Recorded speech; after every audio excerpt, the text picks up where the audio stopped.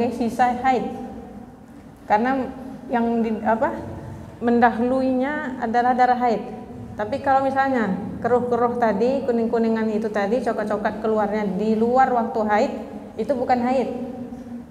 Jadi kita kembali kepada siklus kita. Misalnya kita tahu ini haid nih, ya. Biasanya yang mendahului yang darah keluar itu biasanya juga keruh-keruh dulu. Yang namanya darah kan dia keluar ketika mengalir itu kan memerlukan waktu ya. Dari dinding rahim, darah-darahnya kan keropos itu semua karena tidak dibuahi ovumnya kan, turun bersama. Ovum sama darah-darah di rahim itu keluar. Tentu keluarnya nggak sekali kayak air hujan tadi malam ya.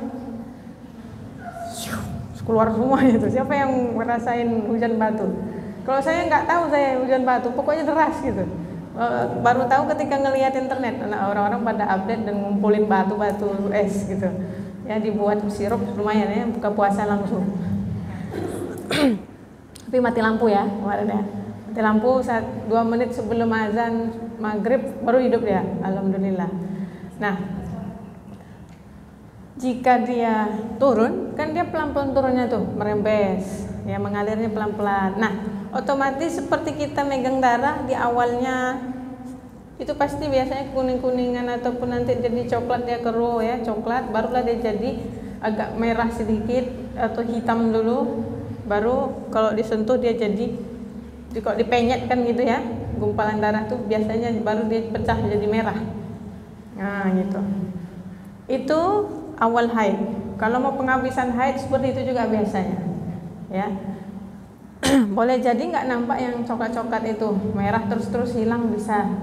Kenapa? Kadang-kadang kita pas buang air kecil dia udah keluar semua, misalnya, ya. Tapi kalau misalnya keluar yang keruh-keruh itu sebelum dan sebelumnya adalah hari haid, ya.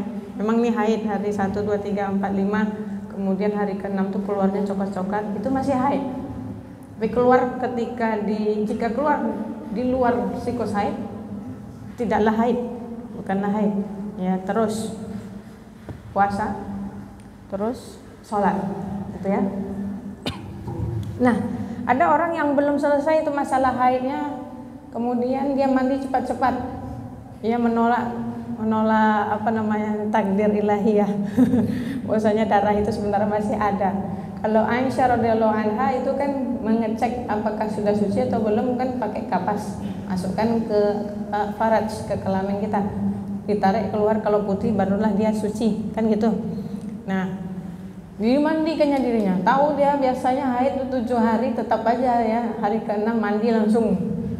Karena apa tadi, pingin Ramadan sama-sama. Nah, di sini dia justru berubahlah hukumnya menjadi haram. Dalam keadaan dia tahu, tapi kalau dalam keadaan dia tidak tahu, misalnya orang kan hanya bisa meraba-raba ya, meraba-raba dan istilahnya memperkirakan ini kayaknya sudah bersih dan harinya sudah sampai 6 sampai 7, mungkin 6,5 ya. Cara ngitung haid kita gimana sebenarnya? Ketika darah keluar itu baru dihitung jamnya, sampailah nanti hari keberapanya pada jam itu juga, itu hitungan 24 jamnya, caranya gitu ya. Jadi enggak, kalau misalnya keluarnya siang jam 2, penghabisannya misalnya kita 7 hari, itu 7 harinya bukan jam 7 pagi, tapi jam 2 juga, itu hitungan sebenarnya. Jadi, tapi kalau dia misalnya sudah betul-betul suci, dah nggak keluar lagi darah, nggak masalah, mandi aja. Jikalau kita sudah melihat bersih, tidak ada lagi, tahu-tahu nanti keluar lagi, itu bukan dosa, sebab kita hanya bisa memperkirakan diri saja, ya. Ternyata keluar dia lagi, kan kayak gitu kadang ya, sering kita seperti itu, ya. Kalau orang tak tahu, tidak masalah, tak berdosa. Tapi ketika keluar lagi darahnya, tetap dia harus ganti puasanya. Sholat memang tak perlu diganti kan, untuk orang haid. Tapi kalau misalnya dia sengaja dan dia tahu bakal keluar lagi dan memang harinya memang belum cukup, terus dia mandi, kemudian dia puasa, maka hukumnya jadi haram. Maka dia berdosa. Nah, gitu ya. Sama dengan nifas, seperti itu juga. Ada orang yang mengambil mazhab 40 hari sudah suci. Ada yang mengambil 60 hari baru suci. Ya, berarti kita perkirakanlah dan tengok kondisi kita masing-masing. Lihat darahnya masih ada apa enggak. Seperti itu ya. Jadi baru mandi ketika sudah suci dan udah nggak ada darah lagi, sudah bersih. Jadi kalau dia malah buat dan dia tahu dia belum suci, malah berdosa. Itu satu. Kemudian ada orang puasa, perempuan puasa dia dari pagi sampailah sebelum maghrib. 5 menit sebelum maghrib keluar merahnya. Gimana? Dia apa kan? Kesel ya? Ya kesel ya pastilah, sebab kita udah pagi-pagi sampai, kenapa dia nggak keluarnya tengah hari kan gitu, lumayan minum minum sirup marjan kan gitu. Ternyata dia keluarnya 5 menit sebelum berbuka, maka dia harus merelakan itu dan dia harus mengkodok puasanya itu hari itu. Maksudnya nanti di luar Ramadan ya, itu dihitung atau tidak? Puasanya tidak dihitung sebab dia keluar sebelum azan maghrib, walaupun 5 menit sebelum azan maghrib. Nah, kalau dia tahu ini kayaknya mau haid sebentar lagi, badan pegel-pegel, kadang emosian, itu ya ada PMS itulah, bukan PMS ya, PMS, premenstrual syndrome, tanda-tanda sebelum mau haid. Jadi badan pegel-pegel, dia tahu itu tanggal dia mau haid.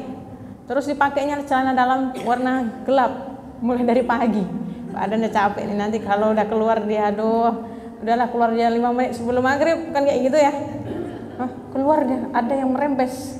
Kadang-kadang panas ya, ketika panas-panas nyeri-nyeri gitu ya, ketika keluar darah itu permulaannya biasanya seperti itu. Ini kayaknya ada yang keluar nih, aduh 5 menit lagi belum azan nih, sebentar lagi azan nih. Ya udah kan, celana dalam tadi udah terpakai warna hitam gelap-gelap kan, ya kan nggak kelihatan darahnya jadinya. Jadi ketika itu dia tutup mata lah, padahal dia tahu tuh ada, ya dia cebok langsung. Kan mungkin nggak nampak di celananya, mungkin sisanya itu dianggapnya keputihan ini paling, atau bekas pipis gitu ya, padahal itu sebenarnya darah. Dia tahu, maka dia berdosa kalau dia nggak mengkodok puasanya itu nanti. Nah, seperti itu. Ini tipikal wanita. Ya gimana lagi ya, memang itulah takdir kita ya, terima aja dengan lapang dada. Kalau ditanya hukumnya, boleh nggak kita meminum pil anti haid itu supaya full puasa kita Ramadan ini? Boleh aja ya. Ulama memperbolehkannya karena orang-orang Timur Tengah itu biasa mereka meminum rendaman kayu arak itu untuk siwak. Diminum berhenti haidnya. Kalau kita kan zaman modern, kami nggak main-main yang kayak gitu saja, kami main pil, wes, nggak masalah. Pokoknya yang menunda haid itu boleh, ya. Tapi ulama berpesan kalau boleh tidak usah. Sebab apa? Terima aja lah takdir kita. Itu yang ditakdirkan kepada kaum Hawa, banati Adam, perempuan-perempuannya, anak-anak perempuannya Nabi Adam. Ada haidnya. Kalau haid itu berarti tanda kita subur, kan gitu. Kalau nggak haid kan bahaya, bisa nggak berketurunan kita.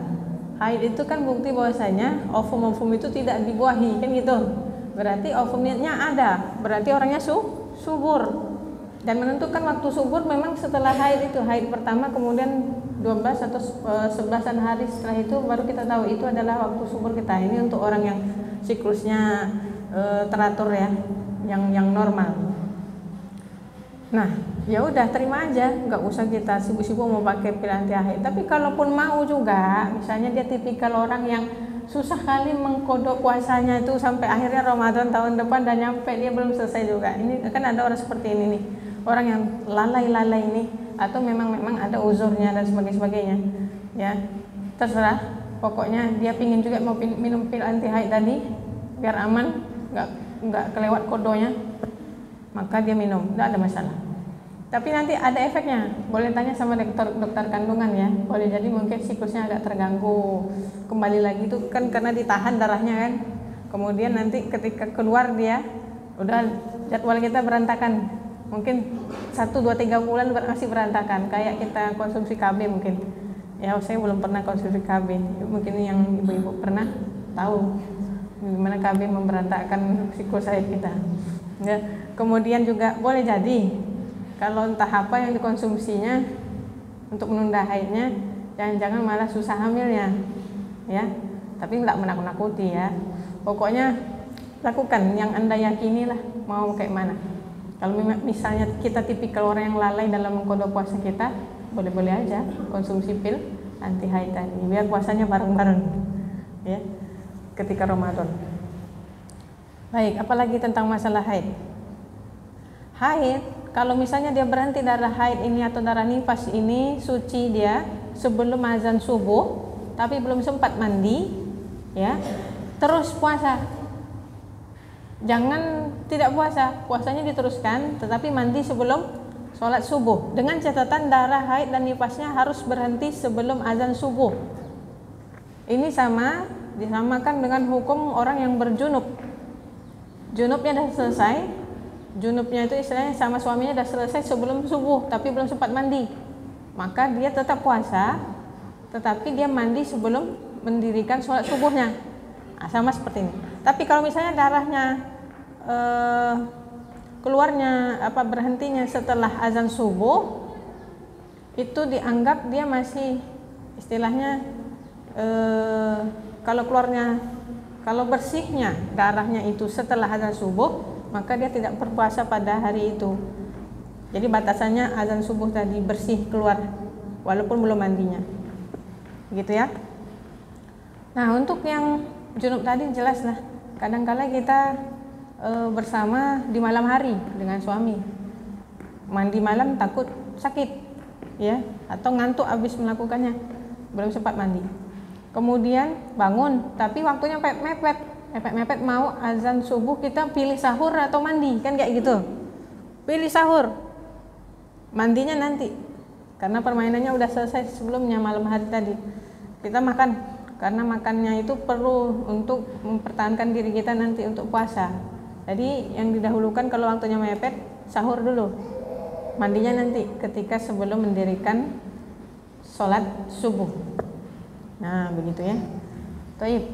Apalagi tentang haid pas puasa. Ada pertanyaan tentang haid? Tak ada ya? Yang nifas, ya, nifas ini ada orang sanggup dia puasa setelah nifasnya berhenti, suci, mandi suci dan sebagainya. Tapi ada juga yang nggak kuat, sebab apa? Harus menyusui, ya. Nah, ini banyak kasusnya. Hamil juga nggak kuat ketika sudah selesai nifasnya. Yang juga nggak kuat sebab dia masih menyusui, diperbolehkan untuk tidak berpuasa. Yang nifas ini kalau dia sanggup berpuasa, tetap tidak boleh berpuasa sebab dia dalam keadaan hadas besar. Jika tetap dilakukannya, maka dia berdosa. Nah, seperti itu. Ini bab puasanya. Gimana dengan amalan-amalannya? Amalan-amalan yang boleh cocok untuk orang yang haid dan nifas ketika Ramadan sebenarnya banyak. Tinggal kita mau ngambil mazhab mana, kan gitu. Untuk masalah baca Quran dulu kita bahas. Untuk puasanya dulu. Puasa jelas ya, jangan berpuasa. Jadi haram nanti kalau berpuasa. Itu sepakat semua ulama. Tapi kalau masalah membaca Al-Quran, ini ada perbedaan pendapat di kalangan ulama dalam ketika haid ataupun nifas. Kadang-kadang kita kan bikin khatam Quran beberapa kali di dalam bulan suci Ramadan, tapi haid datang atau nifas ada. Maka yang kita lakukan adalah kalau mengikut mazhab mayoritas, itu jangan membaca Quran, ya. Haram membaca Quran berarti berdosa menurut mayoritas ulama, termasuk mazhab Syafi'i. Namun ada memang mazhab yang lain, yaitu mazhab siapa? Mazhab Imam Malik, kemudian juga Zohiri. Ini berpendapat bahwasanya kita boleh secara mutlak berarti nggak pakai syarat-syarat tertentu, boleh membaca Al-Quran baik dengan hati ataupun dengan lisan. Jadi betul-betul dibaca gitu, walaupun dalam keadaan haid dan nifas. Sebab tidak ada disebutkan, kalau mereka argumentasinya adalah tidak ada disebutkan dengan jelas dalil bahwasanya orang haid dan nifas tidak boleh membaca Al-Quran. Jadi mereka secara mutlak boleh-boleh saja, mau dengan hati atau dengan lisan tidak masalah. Mau cuman tilawah atau belajar dan mengajar Al-Quran atau mengucapkan dalil, nggak masalah, boleh semuanya sama mereka. Mau nambah hafalan baru atau murojaah, nggak masalah, boleh sama mereka, ya. Tapi kalau kita bagaimana? Ya, kita dinasihati untuk komitmen pada satu mazhab. Mazhab antunah apa misalnya? Syafi'i, berarti nggak boleh Jadi ditinggalkan pembacaan Al-Quran dengan lisan. Dengan hati boleh, tapi masalahnya yang dipegang lagi. Kalau mazhab Syafi'i yang dipegang itu tak boleh mushaf. Nah, berarti walaupun baca dalam hati, jangan dituturkan sama sekali dengan lisan. Jangan diikutin walaupun sir. Qomat kamidnya itu juga dilarang, ya, walaupun nggak keluar itu. Jadi dalam hati aja diikutin aja, tetapi juga tidak memegang mushaf. Berarti boleh murajaah dengan hati, ya. Kemudian ada beberapa mazhab juga murajaahnya boleh, tetapi ziyadah tahfiznya nggak boleh. Seperti ini ya. Nah, tapi kalau biasanya orang-orang karantina tahfiz itu biasanya ngambil pendapat yang Imam Malik tadi sama Zohiri, boleh mau nambah hafalan baru ataupun murajaah saja, tidak ada masalah. Nah, kembali ke Syafi'i tadi, berarti kita pakai yang bukan mushaf. Nah, kembali dulu, mushaf itu definisinya apa? Kan gitu. Mushaf adalah Al-Quran yang di-print, yang dicetak atau ditulis, ya. Ditulis itu berarti dengan tangan, gitu ya. Kemudian dicetak itu yang dicetak kayak gini, bukan online. Itu definisi mushaf. Yang isinya hanya teks Arab Al-Qur'annya saja, bukan terjemahannya, bukan pula tafsirnya. Walaupun terjemahan ataupun walaupun tafsirnya, kadangkala kan ada Quran yang pakai tafsir dan itu ditujukan untuk orang Arab. Maka tafsirnya pun sendiri dalam bahasa Arab. Tengah-tengah itu adalah teks Arab Al-Qur'annya, betul. Kanannya, bawahnya itu tafsir, walaupun dalam bahasa Arab itu tafsir. Itu bukan mushaf. Jadi murni Al-Qur'annya saja dalam bahasa Arab, itu definisi mushaf. Ya, yang ditulis tangan ataupun yang di-print, dicetak dalam bentuk hard copy kayak buku, itu mushaf. Tapi kalau yang online bukanlah mushaf, sebab dia bercampur dengan apps, software dan sebagainya. Dia tak dikategorikan sebagai mushaf. HP, laptop tidak. Itu ya, itu mushaf. Berarti kalaupun mau orang haid dan nifas tadi membacanya, tetapi dengan hatinya, dia nggak pegang mushaf tadi, dia pegang yang bukan mushaf, ya, boleh buku tafsir tadi dibaca, gitu ya. Begitu juga dengan orang-orang yang berdalil, misalnya kayak ustazah lagi ngajar, dia membaca satu full ayat atau satu halaman ayat, atau dia mengajar kelas tafsir, dia harus membaca ayat-ayat tersebut dengan lisannya, maka diperbolehkan. Ini di dalam mazhab Syafi'i pun tidak ada masalah kalau dia dalam belajar dan mengajar. Tapi kalau misalnya dalam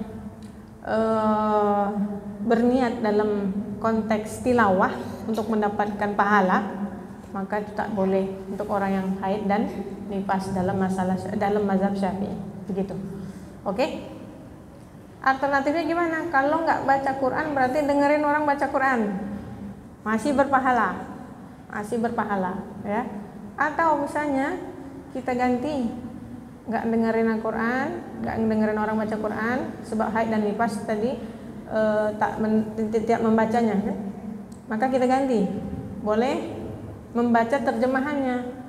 Jadi ditargetkan, mengganti target kita ketika haid itu adalah menyelesaikan terjemahan Al-Quran. Ini yang kadang kita nggak pernah membuatnya sebagai target, ya, jujur aja deh. Coba ada yang dalam majelis ini selesai terjemahannya, kan nggak ada tuh? Ada, alhamdulillah satu. Berarti targetnya diganti lagi, yaitu apa? Menghatamkan membaca tafsir Al-Quran, ya. Karena ada beberapa ayat yang membutuhkan penjelasan. Misalnya tangan Allah itu di mana, gitu-gitu kan? Tangannya, emangnya Allah punya tangan, kan gitu. Kalau kita cuma baca terjemahannya, kemungkinan besar ada juga kesalahpahamannya. Maka perlulah tafsir. Tafsir itu ada yang satu buku, agak tebal sedikit lagi. Ada yang berjilid-jilid. Nah, itu tinggal kepada diri kita lagi mau konsumsi yang mana. Ada juga tafsir yang pakai spesifik tematik dia. Tafsir untuk masalah ekonomi, dipilihkannya ayat-ayatnya. Tafsir untuk ayatul ahkam, untuk ayat-ayat yang berkaitan dengan hukum-hukum fikih. Atau tafsir yang kalau membahas semuanya berarti tafsir yang berjilid tadi dari kulit A sampai Z, ya. Dan itu pun dipilih juga ulama tafsirnya siapa.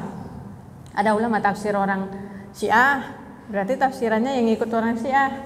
Kalau Ahlus Sunnah wal Jamaah, nah ini tafsirannya seperti itu ya. Ada juga tafsir Kemenak punya pemerintah Indonesia, itu ada sendiri seperti itu ya. Berarti itu amalan orang haid, salah satunya membaca terjemahan Al-Quran. Kemudian sholat kan nggak perlu diganti itu, jangan diganti pula. Mandai-mandai berarti kan orang haid, orang nifas tidak perlu mengqadha sholatnya, tapi puasanya iya. Kemudian apa lagi? Sholat nggak bisa ya, iktikaf. Nah iktikaf ini tidak dilakukan oleh orang haid dan nifas. Orang hamil menyusui boleh, orang haid dan nifas tak boleh, karena dia dalam rangka duduk di masjid dalam rangka beribadah iktikaf. Tapi kalau dalam masjid dia duduk dalam rangka belajar dan mengajar, sebagian ulama memperbolehkannya, walaupun sebagian ulama yang lain tidak memperbolehkannya. Sebab apa? Bukan karena perempuan itu pandai melindungi masjid ini daripada najis darahnya, pakai sotek misalnya kalau zaman sekarang, bukan karena itu, tapi karena badannya sendiri yang berhadas. Istilahnya najis yang di dalam tubuhnya itu, yang kasat mata itu yang membuat dirinya tak boleh duduk di dalam masjid, hadas besar.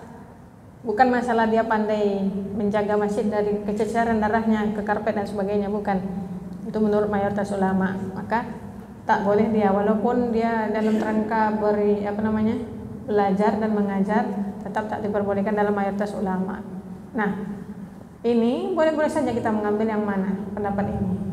Kalau Masjid Al-Falah nampak saya ada tulisannya ya, wanita haid tidak diperkenankan masuk tempat sholat, itu ada. Jadi ini kebijakan masjid masing-masing, kemudian juga pilihan orang-orang jamaahnya. Kadang-kadang ada juga yang masuk di Al-Falah tuh diem aja dia kan, dia tahu dirinya haid, dia ngambil pendapat yang boleh ketika untuk belajar dan untuk menghadiri kajian, pengajian dan sebagainya. Tapi dia diam-diam aja, dia nggak bilang sama pengurus masjidnya saya haid. Kan nggak perlu. Jadi tergantung kita lah, pandai-pandai lah membawa diri ya, kalau misalnya ngambil pendapat yang boleh untuk wanita haid dan nifas duduk dalam masjid seperti itu. Kemudian apa lagi? Hukumnya yang berkaitan untuk orang yang haid ketika Ramadan ini, untuk masalah puasanya sebenarnya kita tetap mendapatkan pahala yang sama ya. Ini kenapa? Sebab ada hadisnya. Kalau muslim itu indahnya di mana? Indahnya muslim jika dia berniat melakukan kebaikan, kemudian ada uzur, ada halangan. Salah satunya kan haid atau nifas ya. Kita ingin puasa ya, tapi ada haid dan nifasnya. Haid dan nifas itu adalah uzurnya. Jika seorang muslim berniat berniat ingin melakukan kebaikan tapi datang uzur, tak jadi dia melakukan kebaikan tersebut, dia tetap dapat satu pahala. Berarti kan kita tetap dapat pahala walaupun kita haid dan nifas, nggak jadi puasa.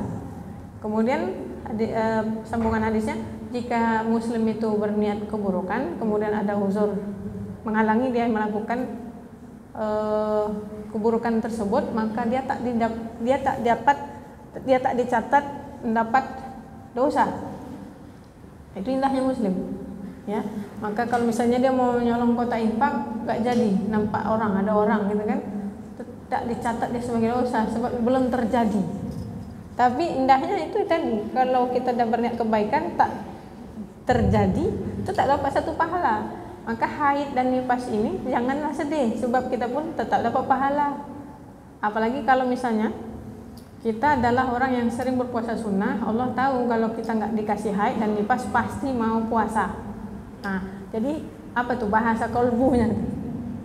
Seberapa kuat niat kita itu, keinginan kita itu, ingin beribadah kuat ketika bulan suci Ramadan, Allah tahu itu. Maka misalnya kita pingin banget baca Quran, kita pingin banget sedekah, kita pingin banget misalnya iktikaf dan sebagainya ketika bulan suci Ramadan, tahu-tahu ada haid, maka nggak usah sedih, Allah sudah catat itu sebagai kebaikan walaupun tidak terjadi ya.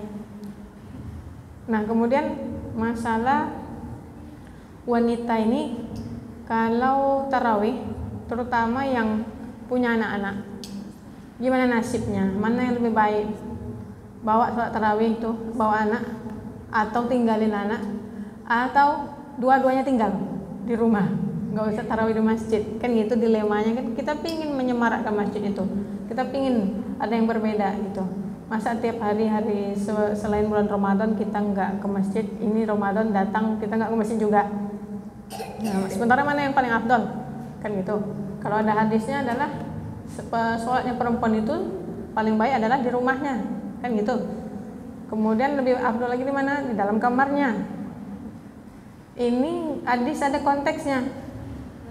Konteksnya adalah dulu ketika wanita-wanita itu di zaman hijrah, itu hijrah dari Makkah ke Madinah, kemudian orang mau ke Masjid Nabawi itu masih dihalangi oleh orang-orang kaum kafir maupun musyrikin maupun munafikin, dihalang-halangi. Ketika keluar dari rumah disuit-suitin atau diganggu atau di apalah, maka turunlah hadis dari lisannya Nabi Muhammad SAW. Itu tadi hadis yang baiknya perempuan tuh sholatnya di rumah dan lebih baik lagi di dalam kamarnya. Nah, ini konteksnya ketika masih banyak gangguan, bahaya dan fitnah. Maka kalau terangkat bahaya dan fitnah tersebut, bolehlah kita ke masjid, ya, dan itu lebih afdol di masjid ketimbang di rumah. Ini menurut sebagian ulama. Sebagian ulama masih berpegang pada hadis ini secara tekstual. Terserah mau ada fitnah atau bahaya, nggak ada fitnah atau bahaya, tetap yang paling afdol adalah di rumah. Monggo dipilih yang mana ya pendapatnya.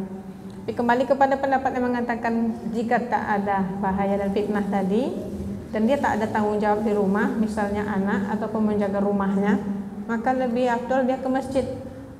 Misal contoh, nenek-nenek, tak ada yang mau menggodanya lagi. Mana ada orang menggoda suci nenek-nenek, kan kayak gitu ya, kecuali nenek-nenek muda.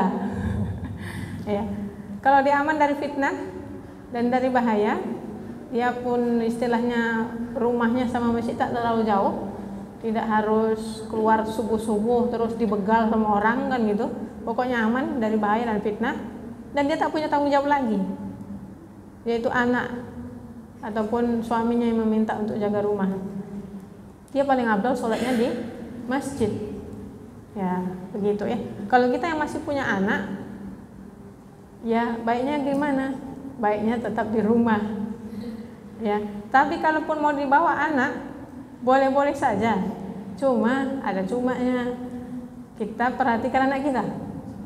Anak kita ini tipikal seperti apa? Mau duduk diam atau tidak? Suaranya lari-lari masih tengah ya. Kalau misalnya tidak bisa menjamin kebersihan masjid satu dan kedamaian masjid, sehingga kita menzalimi orang-orang yang lain dalam fokus ibadahnya itu terganggu gitu.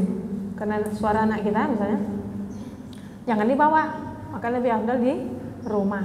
Atau misalnya carilah masjid yang anak friendly, ya, children friendly, ramah anak.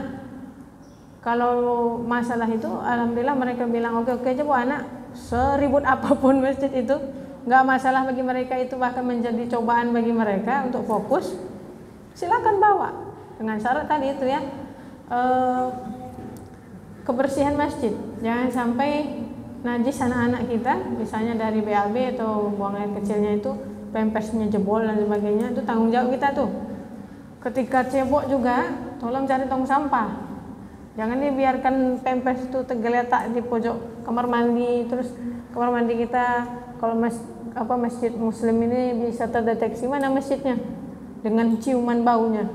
Dari jauh dah bau pesing gitu. Nah itu, nih jangan sampai kita berkontribusi pada masalah ini karena anak kita. Sebagian ulama mengatakan tidak boleh membawa anak-anak itu ke masjid jika dia tidak bisa diam, mengganggu orang lain. Kalaupun memakai dalil bahwasanya Nabi Muhammad SAW pernah cucunya naik mengganggu beliau sholat dan beliau memperbolehkannya, gitu ya. Ini konteksnya tidak setiap hari Nabi didatangi cucunya dinaikin terus setiap hari dia bawa cucunya anak-anak itu, enggak.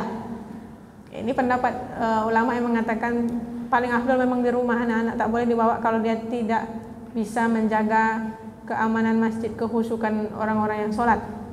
Dan rumah Allah ini adalah tempat ibadah, bukan tempat main. Gitu, ini alasan para ulama yang tak memperbolehkannya. Karena memang Nabi tidak membawa cucu setiap hari. Cucunya pun tidak main ke masjid setiap hari. Jadi tidak bisa menggunakan dalil ini, kata ulama-ulama yang berpendapat tidak boleh bawa anak ke masjid kalau anak tersebut tidak bisa menjaga keamanan, kedamaian dan kekhusyuan orang-orang yang sholat di dalamnya. Oke, kalau kami pribadi di Mesir itu tengah-tengah dia. Tengah-tengahnya gimana? Tidak pula anak-anak kita itu kita biarkan dia lari-lari dalam masjid gitu ya. Walhasil mereka diberikan space sendiri. Ya, boleh di belakang masjid dan boleh bahkan di luar masjid digelarkan sajadah. Jadi ini adalah win-win solution, bukan win-win solution ya. Win-win solution. Anak-anak, ibu yang beranak-anak pingin juga sholat, dia ke masjid bawa anaknya, masih bisa dia sholat dengan catatan bersambung safnya dengan yang di luar sana ya. Nah itu di Mesir seperti itu. Bahkan anak-anak itu kayak mana, kan di luar masjid ya, di halaman, di teras masjid untuk ibu-ibu yang bawa anak, yang mana masjid tersebut biasanya tuh 1 sampai 2 juz tuh kalau di Mesir tuh satu malam tarawih itu ya, bukan sampai qiyamul lail. Qiyamul lail beda sendiri, nanti sholat lagi 1 juz atau 2 juz, maka 1 juz 1 malam taruhlah, atau 2 juz 1 malam. Ibu-ibu yang pingin banget bawa anaknya ketika tarawih itu, apa yang mereka lakukan? Mereka bawa ikatan spiral itu, diikat di sini di pergelangan tangan ibunya, satu lagi di tangan anaknya, dan itu cuman dalam radius berapa meter tuh tali itu, jika pernya itu ditarik kembang gitu ya, 2 meter ada, semeter ada tuh, pilihannya ada tuh ya. Tapi kalau orang Indonesia kita buat seperti itu mungkin dianggap kayak bawa anjing gitu ya, kayak bawa hewan gitu. Kalau mereka udah biasa, kalau di Eropa juga udah biasa pakai itu kalau ke mall biasanya orang bawa itu supaya anaknya nggak hilang kan, mamanya asik milih barang kan, anaknya kemana-mana kan gitu. Jadi lebih baik biar aman, sama-sama aman kan, susu sholatnya mereka pakai itu. Kalau di Indonesia nggak bisa kita pakai itu, kecuali ibu kebal apanya, mentalnya. Kalau ditegur orang kan ya. Jadi kalau dia sholat begini kan, sholat tarawih, anaknya jalan agak jauh tuh, dikuatkannya tangannya tuh. Jadi anaknya nggak bisa jalan jauh-jauh. Nah, seperti itu. Bahkan mereka lebih fleksibel sedikit ya, nggak kayak kita nih orang Indonesia nih taat pada hukum ya, bergerak sedikit takut batal sholatnya kan gitu ya. Kalau mereka tidak ya, kalau anaknya lari ditangkapnya walaupun dalam sholat tuh, kadang digendongnya. Kalau kita cuman beberapa aja yang berani menggendong anak dalam sholat ya kan, lebih memilih untuk ada orang yang megangin anak kita terus kita sholat kan kayak gitu. Sebenarnya tidak masalah menggendong anak ketika dalam sholat. Nah sekarang permasalahannya pada mana lagi? Jika anak tersebut dia pakai pampers atau popok, boleh nggak dia masuk ke masjid kayak gitu? Atau boleh nggak kita menggendongnya ketika sholat? Di sini memang terbagi pendapat di kalangan ulama. Ada yang memperbolehkannya dan tidak membatalkan sholat, kecuali jika misalnya si kotoran anak tadi dari pampers tadi muncrat atau kegencet keluar mengenai mukena sajadah ya, maka batallah sholatnya. Nah jadi kalau misalnya tidak keluar, aman dia di sana walaupun ada itu di dalam pampers itu kencing ataupun kotorannya, tapi karena tidak tertempel secara langsung kepada mukena dan kepada sajadah ya, tidak membatalkan sholat. Ini menurut sebagian ulama. Ada sebagian ulama yang mengatakan tidak, tak boleh bawa anak yang berpampers ke dalam masjid karena kita tidak tahu di dalamnya ada najis atau tidaknya. Kemudian tak boleh juga menggendongnya dalam keadaan dia berpopok, popoknya tersebut ada di dalamnya najis, berarti kita menggendong najis, kata dia gitu ya. Nah masalah pampers ini kan timbulnya di zaman sekarang. Zaman Nabi kan nggak ada pampers, jadi ketahuan langsung kalau orang buang air besar, buang air kecil anak-anaknya itu kan. Di zaman sekarang kan ada pampers, maka memang ada ijtihad, dan ijtihad ini diperbolehkan. Nah ijtihadnya berarti yang tadi yang saya awal sebut, ada yang berpendapat boleh-boleh saja bawa anak pakai pampers ke dalam masjid dan boleh menggendongnya walaupun di dalamnya ada najisnya dengan catatan tidak langsung mengenai alat sholat kita atau tubuh kita. Itu ya, silakan ngambil pendapat yang mana. Ya, misalnya contohnya, kalau yang terkena najis adalah karpet sebelah sini gitu, apakah kita nggak boleh langsung gunakan masjid ini satu sama sekali? Kan luas dan tidak kita langsung bersentuhan dengan najis yang ada di situ misalnya, dan tetap dipakai misalnya sebelah sini. Seperti itulah perumpamaannya dengan pampers tadi. Pampersnya tidak langsung mengenai alat sholat kita, gitu ya. Ada dua pendapat. Toib. Apalagi masalah yang perempuan-perempuan nih. Jadi pilihan-pilihan ibadah ketika haid dan nifas banyak ya. Kalau kita puasa, kita nggak bisa puasa gara-gara haid dan nifas, ya udah. Nanti kan di luar kan bulan Ramadan, di luar bulan suci Ramadan kan kita harus mengkodonya juga. Tetap dapat pahala yang sama, walaupun dilakukan di luar Ramadan. Kemudian kalau kita ingin dapatkan pahalanya juga, maka ya udah kita yang masak atau kita yang membelikan makanan untuk orang-orang yang berpuasa, kita dapat pahala yang sama dengan mereka yang berpuasa tadi. Udah, sebenarnya nggak perlu sedih-sedih amat gitu jadi orang yang haid. Allah kan tahu ada uzur. Ya. Dan banyak lagi jenis-jenisnya. Belajar itu kan banyak. Nggak harus juga dengan membaca Al-Quran kan secara langsung. Maka belajar baca kitab, baca fikih, baca kitab tafsir dan sebagainya. Banyak pilihan sebenarnya untuk beramal ibadah ketika bulan suci Ramadan. Iktikaf, kalau misalnya mengambil pendapat yang sepakat ya, kalau masalah iktikaf itu sepakat ulama tak boleh untuk haid dan nifas iktikaf. Maka ya udah, kita masih bisa berzikir di luar masjid, di terasnya atau di hallnya. Kadang-kala masjid itu kan kayak Masjid Al-Falah, di bawahnya ada hallnya, itu tak dibuat untuk sholat kan. Di situ boleh kita mau iktikaf, tapi tak dinilai sebagai iktikaf yang syar'inya ya.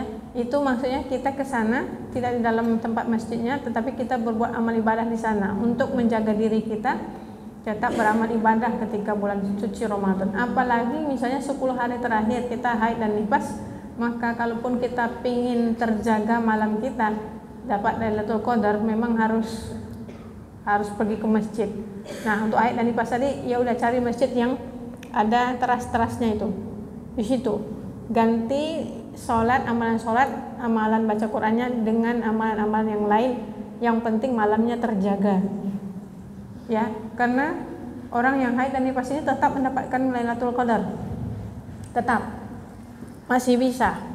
Jadi amalan apa yang dilakukannya pada malam Lailatul Qadar, itulah takdirnya, itu yang akan didapatkan pahala untuknya. Ya. Qiyamul lailnya. Qiyam itu kan mendirikan malam, berarti dia berjaga dengan amal ibadah. Amal ibadahnya tidak pula dikatakan hanya sholat dan baca Quran. Di yang haid dan nifas masih punya kesempatan untuk dapat Lailatul Qadar dengan amalan apa? Zikir bisa, baca-baca kitab-kitab fikih, tafsir bisa, menelaah tafsir Al-Quran bisa. Ya, itu adalah berbagai amalan yang bisa kita lakukan sebagai orang yang haid dan nifas. Baik, kembali ke masalah orang haid, nifas dan hamil menyusui ini. Nanti kalau dia mau mengqadha puasanya bagaimana? Kan gitu ya. Kadang-kala kita bingung nih, mau diapakan, fidyah atau apa, kan gitu ya. Kalau orang haid kan dia tidak bisa memfidyahkan puasanya, dia hanya bisa mengqadha puasanya, berarti harus dengan puasa juga bayarnya, nggak bisa dengan fidyah. Tapi kalau dia meninggal sebelum menunaikan qadha puasanya, maka dia baru fidyah, ya, difidyahkan dari hartanya atau orang-orang ahli warisnya. Jadi bayarkan fidyahnya untuk dia, sebab dia sudah tak bisa lagi, dia sudah meninggal. Tapi tetap harus melunaskan puasa Ramadannya, yaitu dengan cara fidyah. Nah, kalau misalnya ada orang yang nggak mau bayarkan fidyahnya tapi mau berpuasa untuknya, untuk wanita yang haid kemudian dia meninggal belum sempat menunaikan qadha puasanya, itu sunnah hukumnya berpuasa, menggantikannya dengan puasa. Berarti orang yang ahli warisnya atau kawan-kawannya dia berpuasa atas nama si almarhumah, ya, itu sunnah hukumnya dibandingkan fidyah. Memang kita bisa fidyah kan, tetapi kalau ada orang yang mau berpuasa atas dirinya, atas nama dirinya, maka itu sunnah hukumnya. Gitu ya. Itu untuk orang haid. Cara gantinya cuma dengan puasa saja. Kecuali kalau dia sudah meninggal, maka dengan fidyah boleh, tapi lebih sunnah digantikan dengan puasa oleh orang-orang yang hidup. Taib. Kalau hamil menyusui bagaimana? Gimana cara gantinya? Nah, ini banyak pendapat-pendapat ya. Sebenarnya ada 5 pendapat, tapi pendapat yang kelima agak aneh. Yaitu apa? Tidak diqodho, tak pula difidyah. Nah, jangan sampai ambil pendapat yang ini. Ya. Kita bahas 4 pendapat yang lainnya itu. Pendapat pertama, qodho saja tanpa fidyah. Berarti ibu hamil, ibu menyusui. Itu semua adalah diqodho saja, enggak pakai fidyah. Dan dari 4 pendapat ini yang paling kuat adalah qodho saja. Ya, yaitu pendapat pertama ini. Hamil menyusui, cara gantinya hanya qodho saja. Begitu ya. Kemudian pendapat kedua, fidyah saja tanpa qodho. Berarti gimana? Ini pendapat Ibnu Umar dan Ibnu Abbas ya. Kalau yang tadi pendapatnya Imam Abu Hanifah, Abu Ubaid dan Abu Thawr. Ini ya, qodho saja yang pertama. Yang kedua, fidyah saja tanpa qodho. Ini pendapat Ibnu Umar dan Ibnu Abbas.